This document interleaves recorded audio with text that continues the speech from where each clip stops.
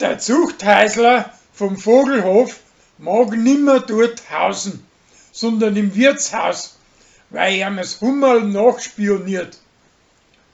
Nachher kriegt er ein schweres Fieber und fantasiert vor einem Weibsbild, das wo Nathalie heißt. Da kann aber keiner etwas damit anfangen. Das Hummerl und das Zwiebel verschwinden nach Berlin und nach Köln zu einer sie.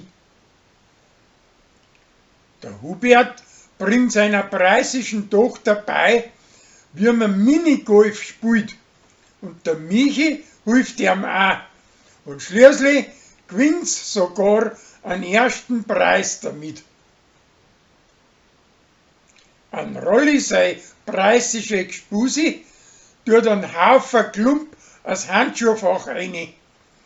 Und er rammt alles wieder raus, samt dem Fahrzeugschein, und gleich drauf wird er von seiner Nichten erwuschen und zahlt eine Strafe.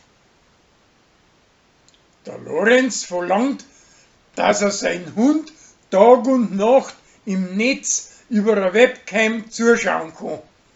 Und da sieht er auf einmal einen KW-Brand.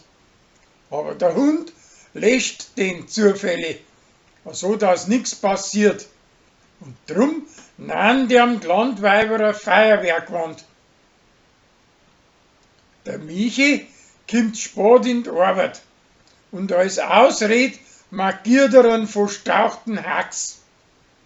Sein Sohn durchschaut es aber und pflanzt ihm recht. Der Chris und Kathi gingen bei der Nacht auf den Friedhof und der Nils möchte das andere erschrecken und bestellt jemanden, wo er so tut, wie wenn's da umgeht hat.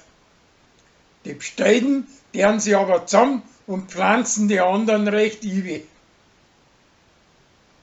Uschi kriegt etwas falsch mit und verzapft die Landweiber, dass der Brunnerwirt auf Kant kommt.